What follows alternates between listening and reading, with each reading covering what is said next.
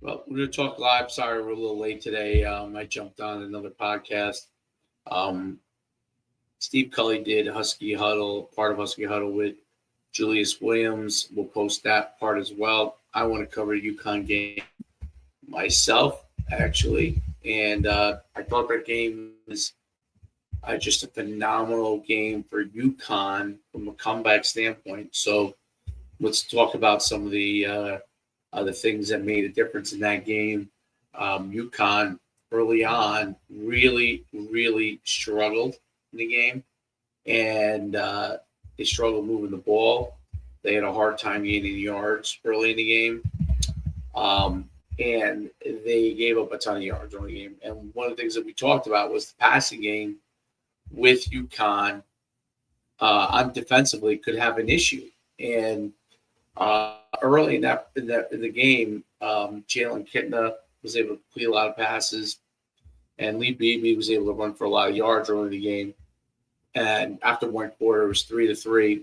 Let's recap a little bit of that. Talk about it. So after one quarter, the game was 3-3. Starting in the second quarter was when things really took off for UAB after kicking a field goal to go up 6-3. UAB really kind of struck back at that point. And let's get a little bit shown here.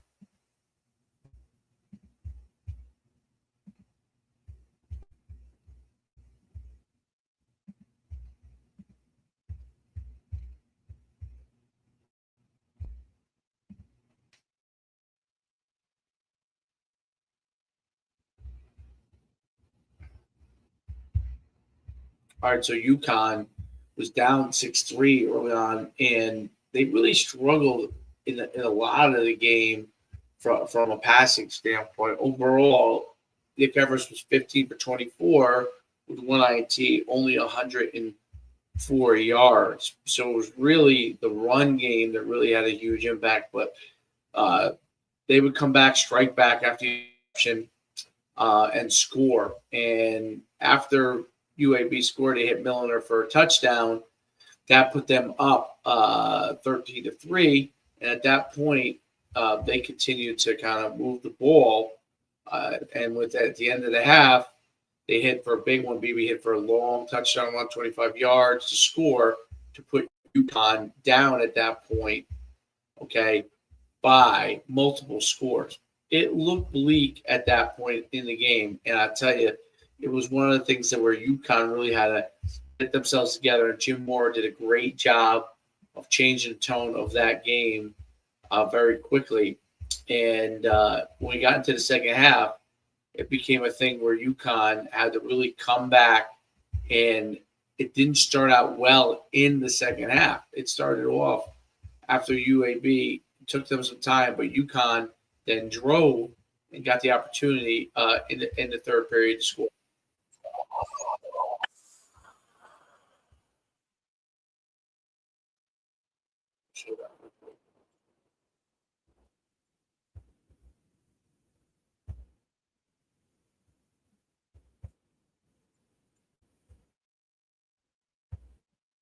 So after UConn goes and scores, their backup quarterback is so UConn coming out of the half after being down 24-10, UConn 23-3 comes out and scores, okay, in the third period to make it 23-10. Their backup quarterback is in against all odds. Vignano in zone. And then they go down the field to get up for the first time. Doesn't matter. In the fourth, they go up top.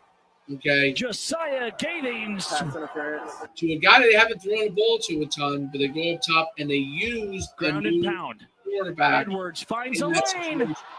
Edwards sealed the game late in the game with 2 minutes left. It's a touchdown. To actually go up and then win the game. It was overall a fairly sloppy game for UConn as a whole from an offensive standpoint. But what was the difference in here? You had at the end of the half, you had BB scored a goal 23, but Darrell Robinson's touchdown made it 20-10 to kick the field goal. UAB to make it 23-10. the pass from Fagano, which was the switch that UConn made that made the difference. Fagano hitting Porter, then Fagano hitting Gathings to go 23-17, 24-23 UConn, okay, and then the Cam Edwards touchdown late.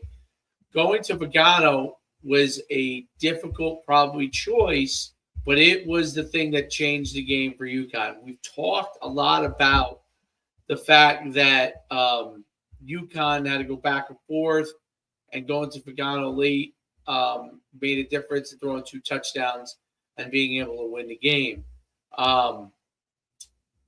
It's interesting what's going to come up going forward with what UConn will do at the quarterback position after Fagano wins the game, throwing for 2 touchdowns after Nick Evers was knocked out of the game again. So it's a really, really interesting thing. Do they continue to take him and go off the bench with Fagano, where they're not able to really kind of prepare for them from that standpoint, or do they continue to try Evers if he's able to come back? Now, Evers has been hurt. This is the 3rd time Evers has been hurt in the game. UConn had struggled to score in multiple games with Evers at quarterback. Fagano comes in and throws dimes. Even though he was going 5 for 12 passing, but throwing 2 touchdowns and winning the game and leading the team. Question comes forward is, what will UConn do? So coming into the next game, UConn, let's look at the schedule here real quick.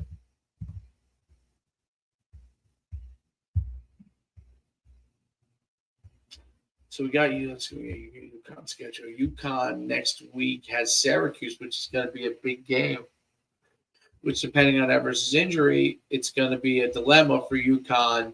What are they going to continue to do from a standpoint of who will they have at quarterback? The run game was back and forth a little bit, but they ended up, Cam Edwards breaking a run, Darrell Robinson scoring early in the 3rd, made a huge impact.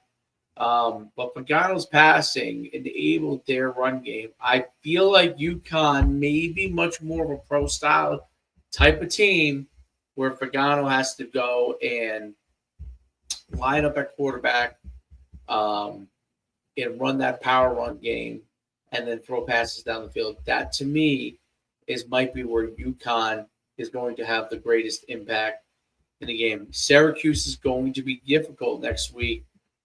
Syracuse is now, let's see, record-wise, Syracuse is, after the loss to Boston College, Syracuse is now 6-3. So Syracuse is a team that was rolling, and now has lost, I believe, 2 of the last 3. So beating Virginia Tech 38-31 in overtime, lost to Pittsburgh, getting smoked 41-13, and losing in a close game to Boston College, who's an okay team. And so UConn's really going to have to figure out, first of all, how they're going to be able to stop Kyle McCord's passing game, because in the last game he threw for 392 yards, and how they're going to stop their receivers, both of which had over 100 yards, Jackson Meeks and Aronde Gadsden. UConn's going to have to be able to combat that from a offensive standpoint. To me, it's probably going to be a shootout, and UConn has fared well in mini shootouts. We're in the 20s. I'm not sure how they're going to be able to fare in a big shootout, which looks to be the case. That Syracuse has been in games 37-31, 38-31, 41-13 the last game, so it seems like that's going to be par for the course for Syracuse. I think you have a situation where Mora has really got them believing, and UConn has been able to come back several times this year. They came back against Georgia State. They came back against Rice. They almost came all the way back against Wake Forest. They came back against Temple to win. And they almost came back against Duke to win. So that's multiple games they've come back and either made it close or won the game So they've proven that they are a fourth quarter team. They're a team that can make a big difference late in the game. They have the running backs to be able to finish. When the quarterback situation is the biggest thing, and the ability to continue to stop the pass is going to be a thing, and that's Syracuse's strength. So, with the big time quarterback that Syracuse has, I'm just curious the stats. Rushing wise, Cameron Edwards was 11 for 82. Darrell Robinson was 13 for 59. And one touchdown, both by touchdown. Skylar Bell was held to 5 catches for 45. Josiah Gatings was that was a breakout game for him with 6 catches for 52 and a big touchdown late in the game. Because before that game, let me just look at what Josiah had because I hadn't heard that name very much. Let's see what we got here. Just going to pull up some of these stats on UConn. So, let's get the roster. For the season,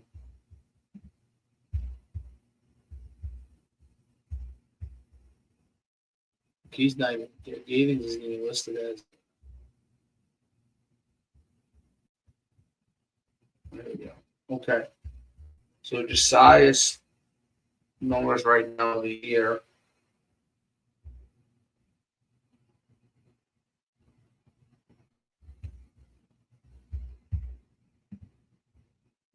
He's also a transfer, University of Akron. Interesting. Yeah, that was last few. He had nothing against Georgia State. Must have been hurt or something. He was out. 7 catches against Wake. He had 6 here against UAB. He's up to 26 catches on the season. He really is like a third option guy. But the third option came through huge for UConn in this game. What they will do going forward, quarterback, and what the injury of Evers is, we don't yet know. Skylar Bell has obviously been their big play receiver all year long. Skylar Bell already has Skylar Bell statistically. I think we got to figure out ways to get him the ball more.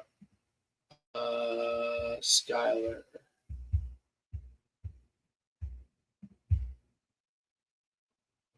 Skylar Bell on the year has 646 yards receiving, which definitely leads UConn.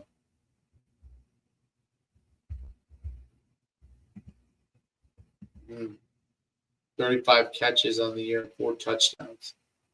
3 times gone over 100 yards. So UConn's got a lot they're got to think about going forward from a standpoint they're going to do next week.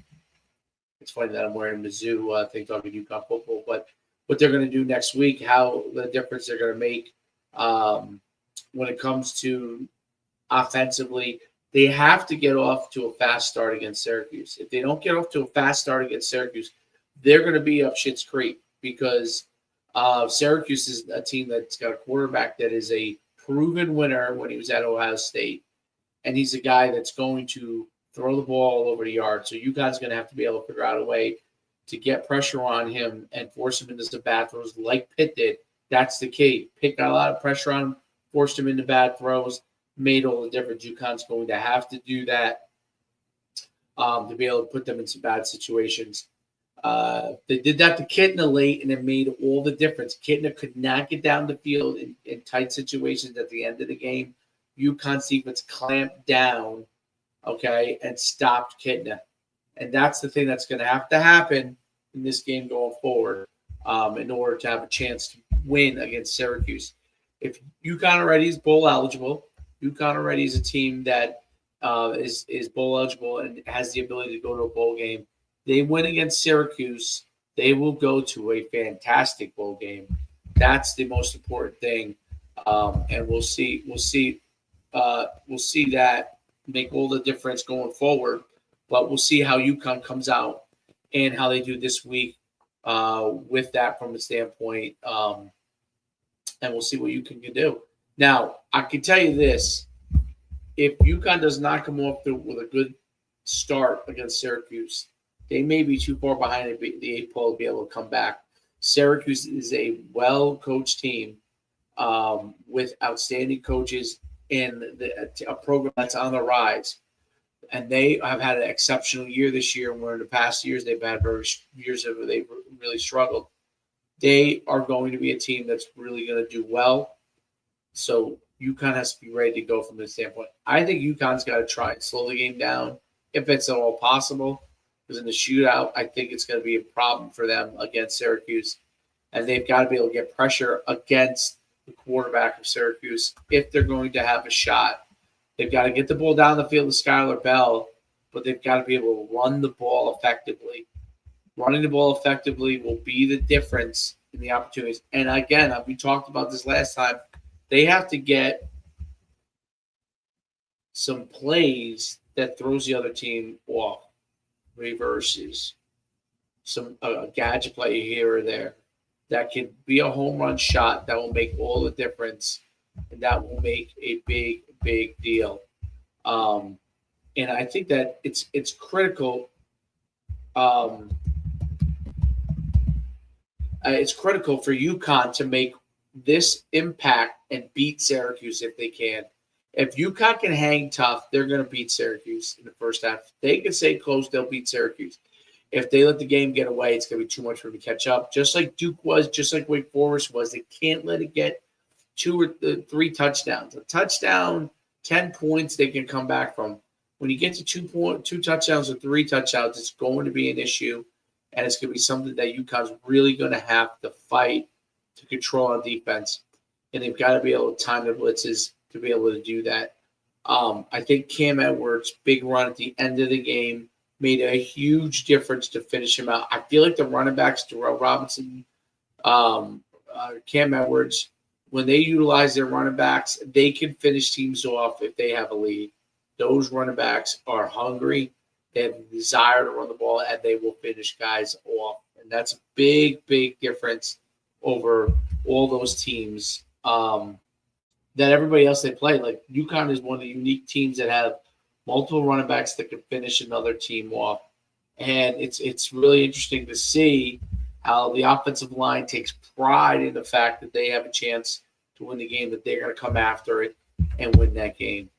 Overall in the year, let me just see UConn football stats here.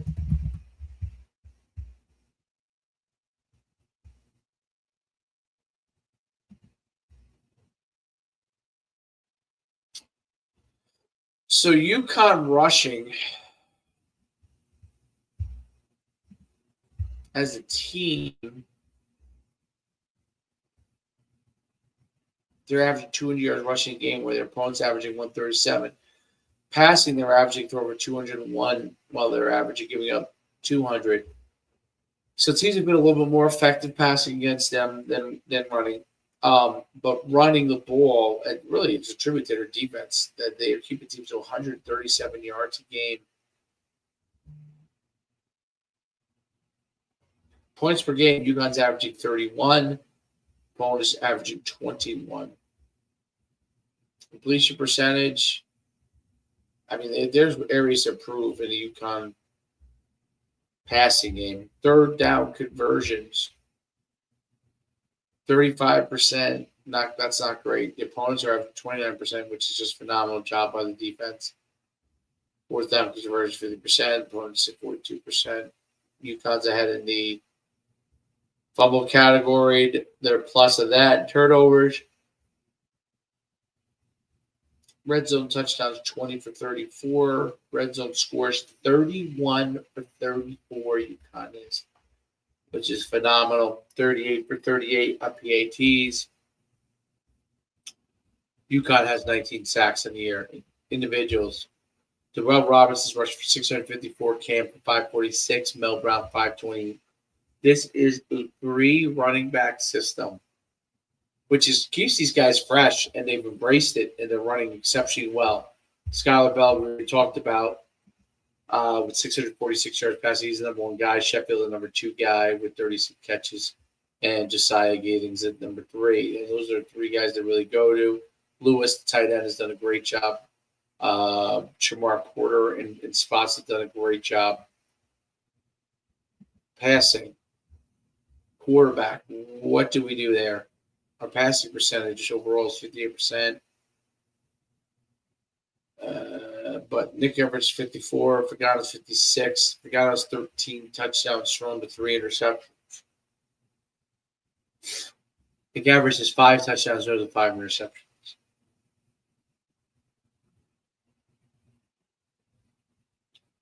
Joe Fagano is still leading in passing despite not playing in that many games very much, other than 1, 2. He played in 4 games. Leads the team in passing. UConn's got a tough decision coming up.